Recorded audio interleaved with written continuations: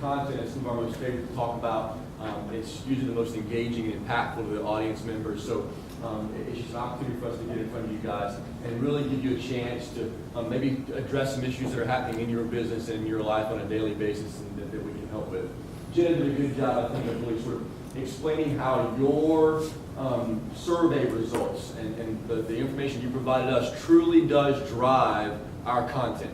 So we've got basic principles and fundamental content that we create for this topic, but everything is specified and customized to the organizations we work with. And now, this being our third shop with Verizon, we know more and more about your organization as a whole and the customers and issues you face, but then you provide us with these survey results and especially these open-ended responses.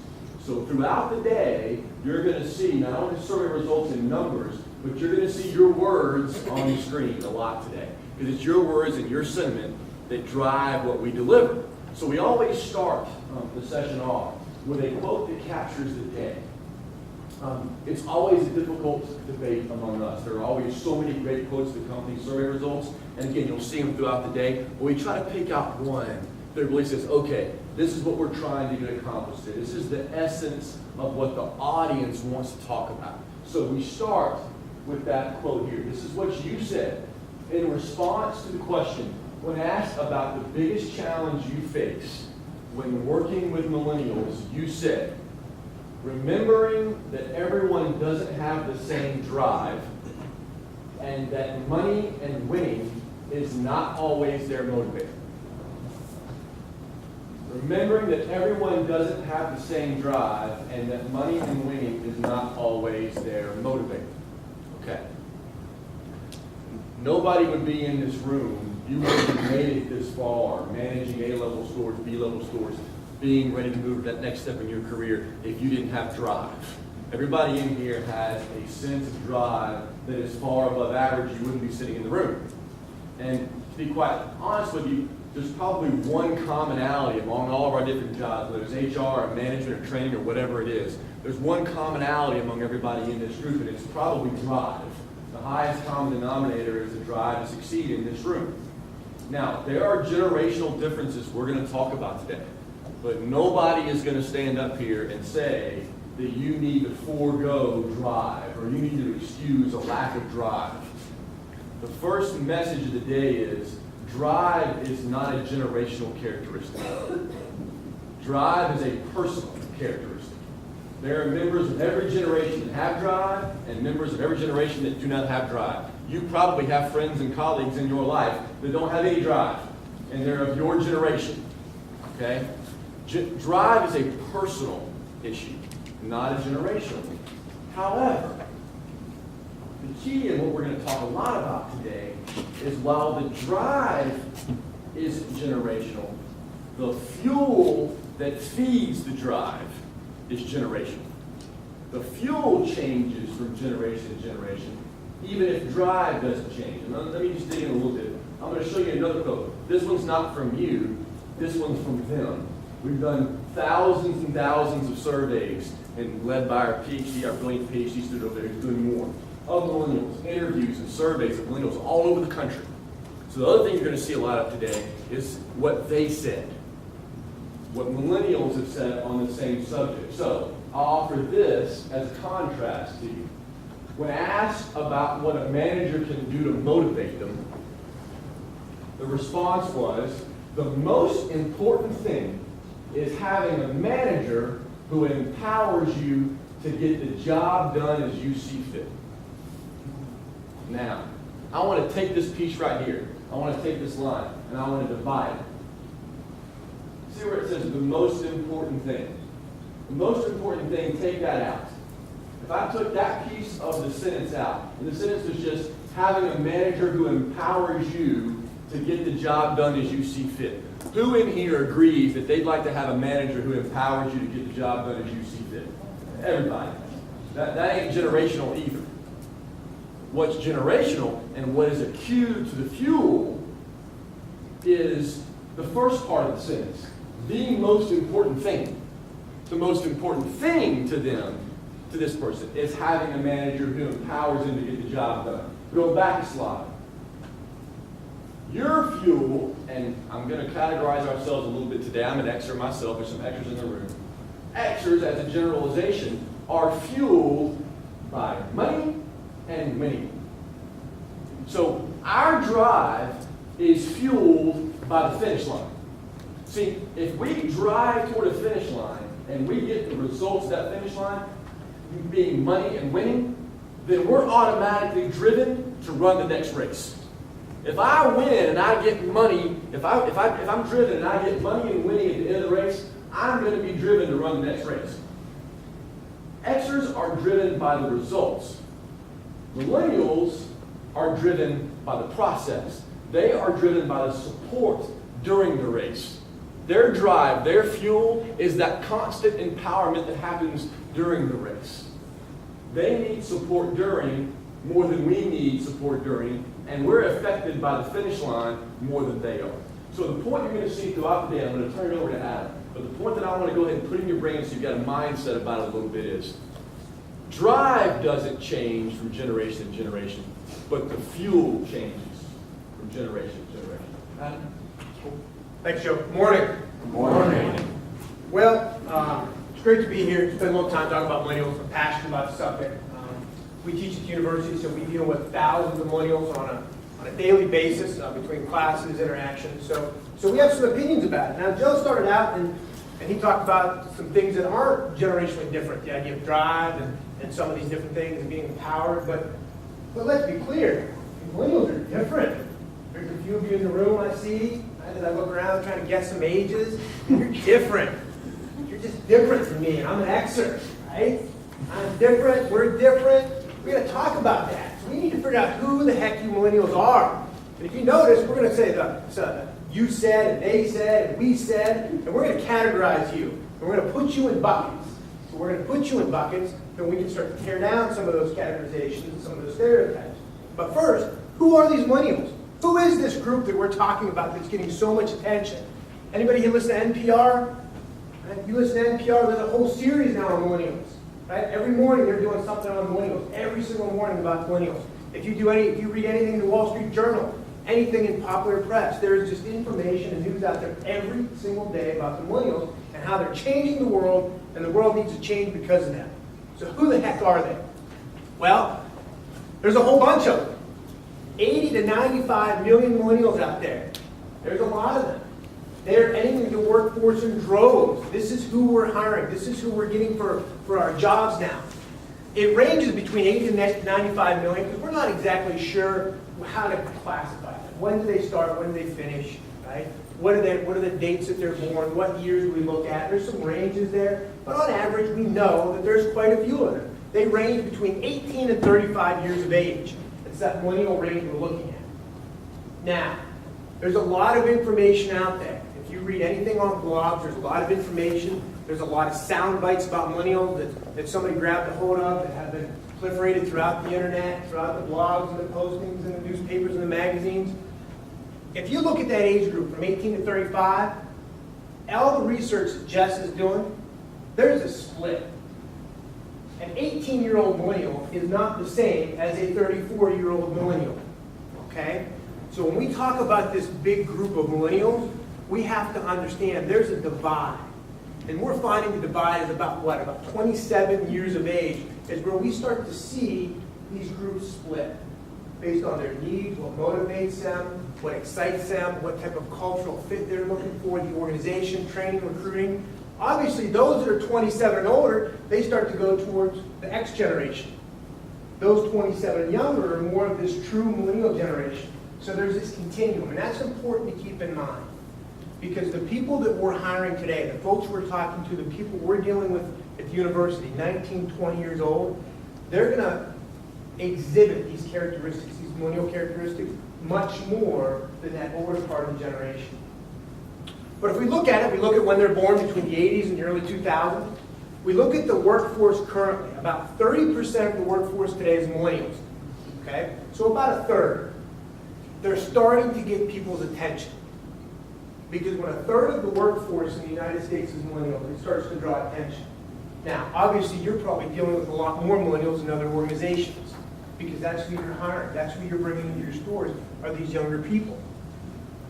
By 2020, we're looking at 5 years from now, we're going to be at 50% of the workforce. By 2025, okay, so 10 years from now, over 75% of the workforce will be millennials, and they will have infiltrated every aspect of business. They will be running organizations, they will be buying, they will be selling, they will be making decisions, they will be running the U.S. economy. Now, some of you, that scares the hell out of you, right? Other of you have said, oh yeah, and we can't wait. So we have to talk about this. So who are these millennials? What drives them? What makes them up? What's their opinion? What are they all about? Well, we have to think about this group, because this group is different. Right? I'm an Xer, born in '74. Right? This group is different than my group. This group is the most diverse group in history. Right? From an ethnicity standpoint, from a gender in the workplace standpoint, this is the most diverse group ever entering the workforce. What does that mean? A lot of the stereotypes that we had as Xers or as boomers, they don't have. They don't see some things that we see. Okay? So we're able to integrate them into groups, into team-based situations. And they look at the value people bring, and they don't look at some of these stereotypes. We look at what's influenced them, especially when we talk about motivation and compensation. This group, this millennial group, has gone through 2 recessions, 2 separate major recessions that have formed their viewpoints. Their parents, their friends, their neighbors have lost money. They've lost houses, they've gone upside down on mortgages. This has impacted their views. This has impacted their views on job, work, life, and what this means. Some of us, right, I grew up in the 80s, Dad worked in a steel mill, so when the recession hit in the 80s and the steel mill was closed, had a huge impact on me, and it impacts me to this day. My political views, my work views, what a company means to me, what work means to me, it has impacted me. Because as an individual, my father, right, he was going to work for 35 years at a company. And then the steel mill closed, and all of a sudden as a child growing up, I'm like, wow, can you really trust business? And so that influenced me. So it's influencing millennials. So when we start to look at some of the things that's important to them, we see these start to come up. Right? All of us have a defining moment in our lives. Right? When we start to look back on it, for them, these recessions are very impactful. From a parental standpoint, this group is the most diverse in parental earnings. We have millennials entering the workforce that are incredibly wealthy from a family standpoint, and those that are very, very poor from a family standpoint. There is a greater distribution of wealth across this group than ever before. So that impacts their perceptions as well. What's interesting is when you talk about them, 96%, if you ask millennials, 96% expect to go to college. What's that number realistically? About 50 to 60%. But 96% believe that they're going to go to college. For the millennial generation, knowledge is power. That's as far as it goes. Knowledge, expertise, that's what carries the weight with the millennial group. They understand that going to college, having education, having knowledge is a very powerful and important tool. And it's something that as managers that we can leverage. And lastly, they've been raised in a technological environment. We talk about that, we joke about that, but that is true, and that impacts everything about them. We talk about instant gratification, we talk about communication, and this idea of we all have our cell phones, we all have our devices, this has been part of their lives forever, particularly those that are 27 and younger.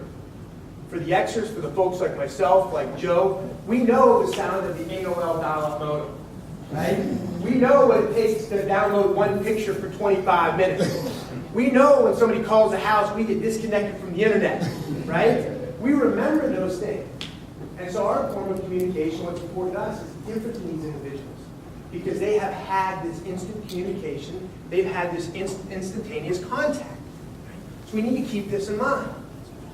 When you think about the millennials and you think about their biggest fear, and I'm going to put Jess on the spot now, when you talk about the millennials and their biggest fear, what is it?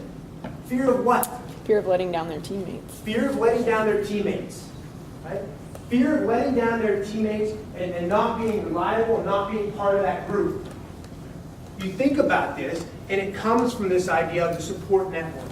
The things that they've had access to, the network, the things that have impacted around them, they have formed tighter social bonds, that network, than any generation before. And because of that, they want to be viewed as reliable and dependable. Now, we talk about this, and we talk about this generation, the millennial generation, and as the Xers, like a lot of times we poo-poo them, as the boomers, we poo-poo the millennials. But we have to think about the generation that came before these folks. When the Xers were coming through, we were growing up, what do you think people said about us? What do you think they said about the Xers? We were latchkey kids, right? We were independent. We were autonomous. We didn't listen to our authority. We had our own idea. We didn't do the status quo. We were lone wolves. And guess what? That wasn't the way it was done. There was a survey done in 1969 about kind of the counterculture and what was happening in the late 60s, early 70s.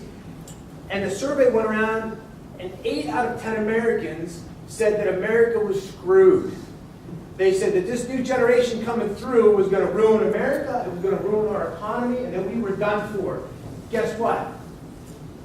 We're here. We're doing okay. The generation before that, the exact same thing. George Orwell said it best, and he said that every generation thinks that they're smarter than the generation before them, and that they're wiser than the generation that comes next. This is what happens. Anytime there's a cultural shift, right, we make assessments and we judge that next generation based off our generation, the qualities of our generation. But we can't because they're different. It's apples and oranges. You can't tell me for 1 second as an Xer or a boomer that if you had access to the internet, if you had access to a cell phone back in the 80s, that you wouldn't have used it. And that wouldn't have formed your lives and your views and socialized you differently than the way you have them. So that's who they are. That's who these millennials are. Now, one thing that we like to do is we do research. And my background is a PhD engineering background. I do a lot of research, and I like to get a lot of information before I start to try to answer questions. So what we did is we sent the survey around to everybody in the room. We appreciate the responses, your honest responses. And we look at the numbers on how well you think you're performing at certain activities and tasks. And then what we do is we use these numbers. First of all, we add these numbers to a database that we've been compiling for several years now. And then we build the training, we build the information we deliver off of the things that you specifically say.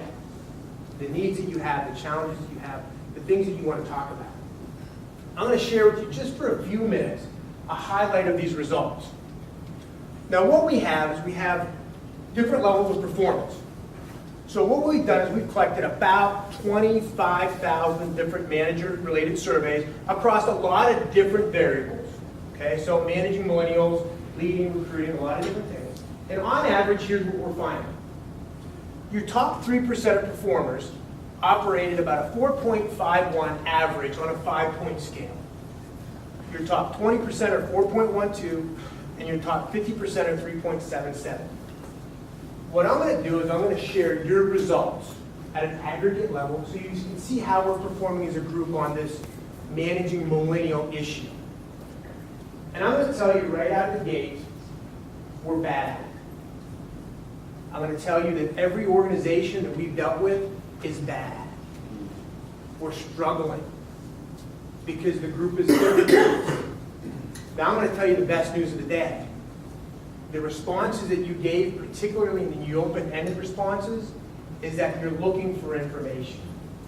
Sessions like this to learn more, this is where we gain the skills to be able to manage and better integrate, socialize, and work with millennials. The challenges we run into is when organizations don't want to change. When organizations say, no, we're going to force the millennials to be like us. Because that's worked up to this point. For those people that are 27 and older, that 27 to 35-year-old range, you folks went to the organization and you were forced to adopt the work behaviors of those around you, the Xers, like it or not, you had to and you did it. We can't do that anymore. There's too many. There's too many millennials entering. If we try to get everybody to continue to work like us, it's not going to be effective. So here's some general numbers if we look at it. We look at our numbers, we look at some of the scores, we can compare how our scores are here. Candidly, we need to work on how we interact. We need to better understand this millennial group. Who are they? What are they looking for?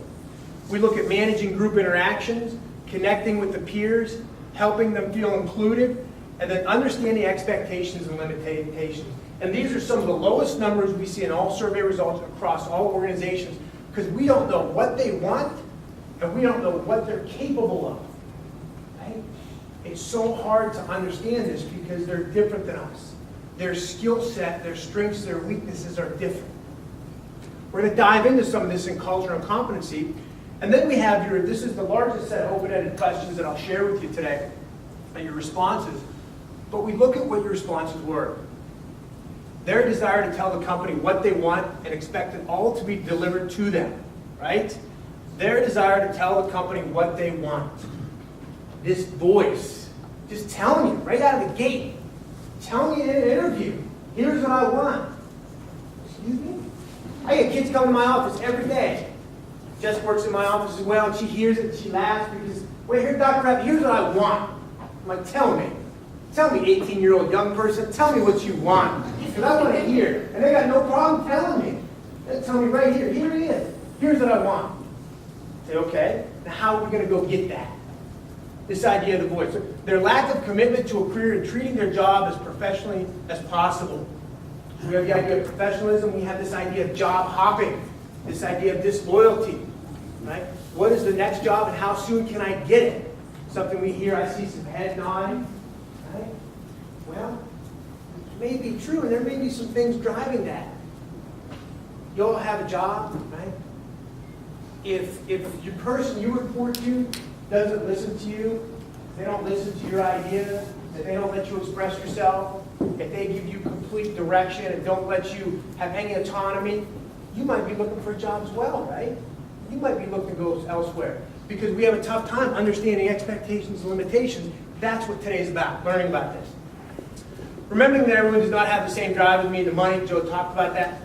Telling them no when their expectations do not match up with company limitations. This is tough because they don't understand no. And sometimes we don't help them to understand. So how do we communicate some of this information? My largest challenge is making millennials feel included in group settings or workplace environment. I'm not going to dive into all of the research as much as I am on this slide, but I think that this slide opens up the door for everything we're going to talk about today. What we're talking about right here is this idea of fault lines, this idea of factions. As store managers, you think about your stores. Do you have cliques? Do you have folks, groups of people in your store that hang out together, that work together, that are friends, that don't necessarily interact with other people? Right? We got these things called fault lines. We call them cliques, we call them groups. We got these fault lines. We got these factions of people that interact with one another, that don't necessarily interact with other people. Sometimes they might even cause troubles for the group. We get millennials, we introduce millennials into the organization. If we don't tear down these walls, if we don't remove these fault lines, we're going to talk about how to do this. If we don't socialize them into that group, they will be an outsider. They will never engage in that group. They're going to move on. Simple as that. So how do we socialize? When Joe talks about some of this idea of training, when we talk about this idea of motivation, we're going to talk about how we start to integrate people, how we start to break down some of these cliques. Because again, it doesn't matter if you're a millennial or not. If you go into an organization and you're not welcomed into that organization, into those groups, into those teams, man, you're just looking for that first door that opens up for you. That's the way of the world. We take the understanding your minds. I'm a millennial. I've been trained in the school of thought of Gen Xers and baby boomers. I love it. Right? That goes right back to the point we talked about. Right? I'm a millennial, but everybody else's ideas have been forced onto me. I've been given an option. Adopt this idea or move on. Get back to this idea of job hopping. What am I going to do? Am I going to follow what you say, or am I going to go somewhere else where my ideas are appreciated and my voice is appreciated? We talk about getting them to have a good work ethic, understanding why they do not aspire to be better than what they are, and why do they become complacent so quickly. This is the last thing I'm going to talk about on this slide, but when we think about this idea of complacency, it happens everywhere. It happens beyond millennials. It happens with everybody in every organization. I would love to spend some time, and I'd love to talk to you about this idea of career stages and about how individuals grow and evolve in an organization. But when you think about it, you start an organization. Let me grab a marker real quick. When you think about how you evolve throughout an organization, It's pretty straightforward. Anytime you start an organization, no matter what it is, no matter what your job, there's a learning period, right? No matter what that job is, there's a learning period where you're exploring what's going on, what's happening. Once you get through the training, once you understand how to do your job, there's a point of establishment. When you start to become established, you start to try to make a name for yourself, grow your business, become more successful, become a manager, become a leader, get promoted, whatever it might be. You're establishing, you're growing. Now, once that growth, once that challenge starts to go away, where you're not as excited anymore, you start to become complacent. And you start to go into this plateau stage where you're just kind of hanging out. You're mailing it in. You're doing the day-to-day. And then all of a sudden, somebody starts knocking on the door. You start looking at other opportunities, and you say, you know what? I'm out. And we start to disengage. Now, the challenge is, throughout these 4 cycles, is they happen in different stages. And there's different things that motivate people. If I can't get you on board, if I can't get you engaged, right out of the gate, if I can't get you to believe and to understand what the goals are, if I can't understand your expectations and your limitations, if I can't understand what you can bring to the table and how I can develop you, then guess where you go? You skip all of that. And the challenge is that millennials are much more willing to make this move than generations before. Because generations before thought that that was just the way that we did business. Your parents, my parents, this was the way of the world. This was 2 years, this was 12 years, this was 15 years, this was 10 years before I retired and move on. But then all of a sudden the extras came through. And for the extras, this time frame shortened up. Because you couldn't tell me I'm going to work for a company for 35 years, because that's too long, man. Let's talk 10 years. Let's shorten up. Millennials come through and they have to shorten it up as well. And so now, if I'm not moving people through this, and so we're going to talk about these different cycles today, and we're going to talk about how we have to add different increments in. And we're going to talk about the idea that those increments don't have to be promotion. It doesn't have to be, okay, you're now a manager. Right? It doesn't have to be, you've now been promoted to this. It's incremental increases to keep people engaged and to keep them believing in their job, and so that they feel like there's opportunities and there's challenges. Some of the other research results, we talked about this idea of coaching millennials, understanding what they value in the day, treating as millennials as equals, we do a great job at, understanding individual needs because they're different, they have different characteristics, providing feedback, keeping them engaged, mentoring them, providing them with the tools, maintaining a culture that appeals to millennials. A few of the things we're going to dive into a little bit. We talk about the idea of coaching, like lack of work ethic, their expectations, keeping the entire group engaged. How do we do that? How do we tear down some of these fault lines? We can do the individual mentoring, the individual coaching, the dyadic, but how do we do it on a team level? Okay.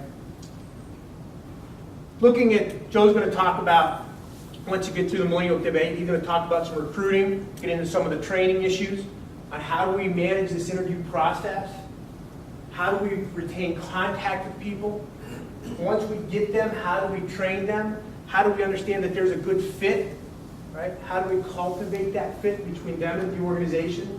How much do we have to give versus how much do they have to give? We're going to talk about the idea of business principles, and business principles do not change. That's not my message today. I'm not going to say, hey, it's okay to tell people they can be late to work. I'm not going to tell you, hey, it's okay to tell people they can leave early. I'm not telling you to change business principles. But the way we cultivate relationships does have to change a little bit. We're going to talk about the idea of using tools and communication that they prefer. We look at some of the challenges with this, talking about their short attention spans, making sure the tools are there that they need. Okay?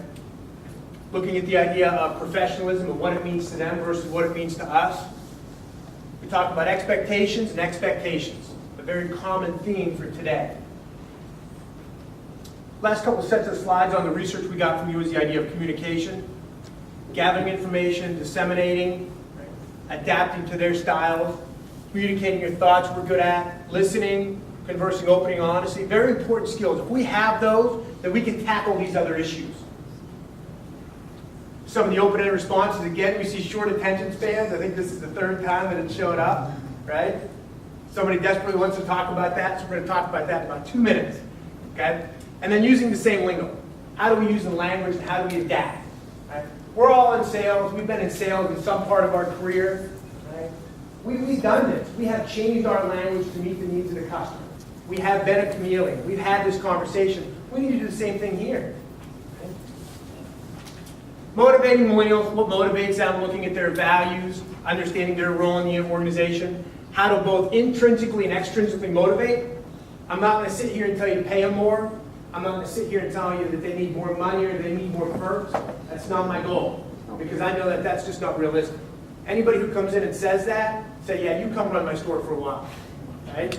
You come do that and just go ahead and give somebody more money, because that's not an option. So we're going to talk about things that we can do beyond extrinsic, beyond simple compensation. We're going to talk about intrinsic and what we can do to motivate and engage folks. The idea of self-entitlement comes up, their lack of understanding how to improve, the knowledge of what motivates them, I have no idea. And then one of the last things we're going to get into at the end of the day is the idea of selling to millennials, right? Understanding if we're selling to millennials, if there's folks coming into our store, right? If there's folks we're interacting with, we're selling with, what are their needs, okay? How do we communicate? How do we ask questions, get them engaged? How do we have some of these conversations? Because it's not easy, right? So many things are happening via technology now, they don't necessarily want to talk to you. They don't want to have that. They want information, and I'll just pull it out and Google it. Right? I don't need you. So what value do we add now? Right? It's changing. One of the biggest things we're tackling in sales in general is how it's changing. And then some of the things we talked about is the idea of making products company cool, and then being flexible, be willing to change, which I think is a great message to end on from the research. What we wanted to do is we wanted to just take a few minutes, we wanted to share our research results, because this is what motivates us, this is what drives us. Okay? There's a lot of terrible information out there. We're going to talk about that throughout the day. If you're reading blogs, if you're reading information, there's some information that is absolutely horribly wrong. When you read this information, you can tell if there's a blog out there, if there's a report out there, if it's written by a millennial, the millennials are the greatest thing on earth. If it's written by an X or a boomer, they're the worst things on earth. Right? And the problem is so much of this information is conflicting. That's why we like to do this research and share it. Throughout the day, we're going to be sharing some survey responses from millennials. We're also going to be sharing some videos about what they want and what they're looking for. But before we do that, I've seen a lot of head nodding. I've seen some scowling. I've seen some frowning. I've seen some different opinions about this group. So I'd like to know. What your thoughts are on it. So if we could, I just want to get this out of our system right now. I like millennials. I think millennials are great. I think they're smarter than me. I think they work harder than me. I think they're more capable than me. I see them every day in my class, and I think they're truly outstanding. And I think that they're going to take our country and the world to a better and greater place. I disagree with all of those things. Joe hates them. Hates them. I've seen them throw books at them, yell at them, swear at them, kick them out of the program, hates millennials. We want to know your thoughts. Give me some pros. Somebody give me a pro. What this millennial generation, when you think about this millennial generation, what are they bringing to the table? What makes them better than these previous generations? Yes, ma'am. What they're bringing to the table, and I see it with my nieces and nephews, is the lack of, like you said, stereotypes. They don't see you color, race, anything like that. But I've also seen their caring, and that is, they don't do community service just to be doing, to do it to get a parade or whatever. They actually enjoy that piece more than they do work. Okay, That's well said. that's great. So we have two, right? We have the idea of diversity and this idea of civic virtue. Yeah, they want to do civic service. All right, for every pro, there are 7 cons. So, what are some of the problems or challenges that we see with the newer generation? Yes, ma'am. Go ahead. They think they know everything, or they think they know a lot. They've only been here for so long. Yes, 10 out of the womb is an expert. Yeah. Absolutely. Okay, so they're already experts. What were you going to say, sir? Sorry. and there's a sense of entitlement there. So already experts in entitlement. So that's two for the cons, and those are true. True. What else we got? Come on, give me something good about the millennials. Their adaptability. Adaptability. Change down. Oh yeah, that's it, right? On the spot improvisation. Yep. That's it. They're adaptable, that's for sure. Sometimes you can't keep them focused on what you're supposed to do, but they're adaptable. I did a con. What's the challenge for the millennial generation? You said lack of focus. Lack of focus. For every positive, there's a negative, right? For yin and yang. So a lack of focus is certainly one of the cons. Gotta be more. These guys are great. What else we got? What about the millennials? Yeah, the capacity for multitasking. Multitasking, right? They have, if they're working, they have 17 windows open, 4 different jobs. I mean, just killing it, doing all of them at once. Absolutely, multitasking. Multitasking go to the pros or the cons? For me, it's a con. How about, is there another challenge? What other kind of challenge do we face in millennials? What other kind of challenge do they provide? Yeah, there's my group right here. Wait, there's a degree of laziness. A really, really high degree of laziness. What is yours? Ability to prioritize. Prioritization, right? They do multitasking, so they have a hard time putting things in the right order when they're supposed to work on it. Yes, sir. Sounds like sense of urgency. Sense of, they don't have it? No sense of urgency. Oh, I need some help. I need some help. How about doing? No, they're good. Yes, ma'am. A pro is that we don't feel the need to have knowledge, we know how to get it quickly.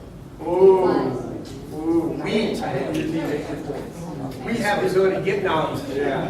Shocking quickly. The room is defeating the millennials. I'm shocked by that. Go ahead. As far as technology goes, they're very advanced. Oh, technology verse, yes. Okay, technology. Better team players. Oh! Yeah. Better team players. I mean, we have to flip the page a minute. Con. We gotta have it now. What do we fit? Gotta have it right now. It's good, eh? Instant gratification. Instant gratification. Talk about When the technology's gone, they don't know what to do. See what you did right there? What happens if the technology is not readily available? You know what I mean? Fix it. Google how to fix it. So when the apocalypse comes, what are you ready to go? What else? What else we got? Pros or cons? This is lack of commitment. Lack of commitment. I look pretty good over here. Not afraid to challenge the status quo.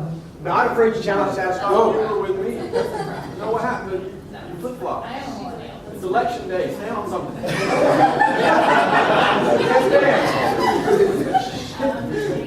Stage of careers, but they want to shrink it down to, I've been here 6 months, I know this company. Ready to be the president.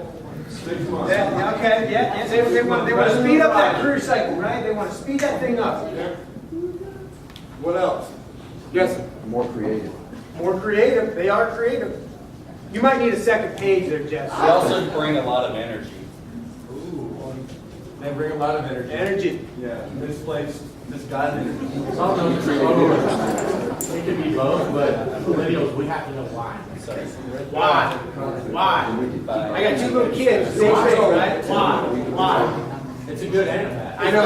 It's a good. Wild and con, just do what you're told. You know what I mean? Because I said so. That worked because I said so. Because I said so. This is great. Okay, hey, so here's the thing. This is true, okay? These things are true. We're not going to stand here for a minute, and we like to have a lot of fun with this. We understand both of this. We understand the pros, we understand the cons. We see it every single day. We understand the idea of this idea of an entitlement, lack of focus. We understand these things because you know what? They're true. They really are. We also understand this. We understand the ability for millennials to multitask, to adapt on the fly, to improvise, right? Things that they could do that I could never do. Right? The idea of I'm on a project, Joe's on a project, we're working, we're grinding. Somebody comes in my office and says, you need to stop that and do that. Man, I shut down. I'm not built that way. Right? I want to work on this project, bring it to a close.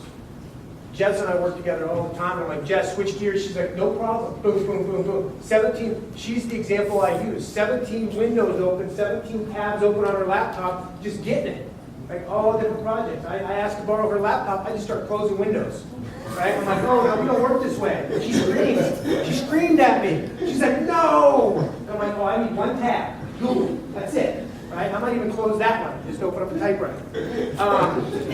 But what we want to do, we're going to spend today, we're going to talk about these things. Okay? We're going to talk about how we leverage that.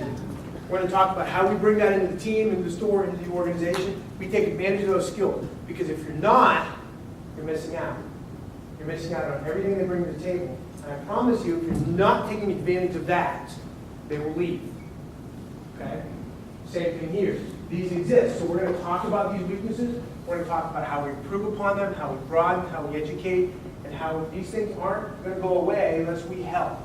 But I promise you this. If we can focus and emphasize these and incorporate these into your organization and in the stores, then all of a sudden these start to go away. Because this idea of lazy, if we can start to leverage these and the challenges and the multitasking, that lazy starts to go away. Because my biggest mistake as a manager, we'll go to the break right after this, my biggest mistake as a manager and a leader of millennials is to try to get them to work the way that I would work. And giving them a task and saying, here's your task, you have all week, Monday morning, here's your job, I want it by Friday at 5 p.m. Here's your one job, you've got 40 hours to get it done, go. It doesn't work that way. They need the multiple tasks. They need to be able to task switch. They need to be able to pass projects back and forth.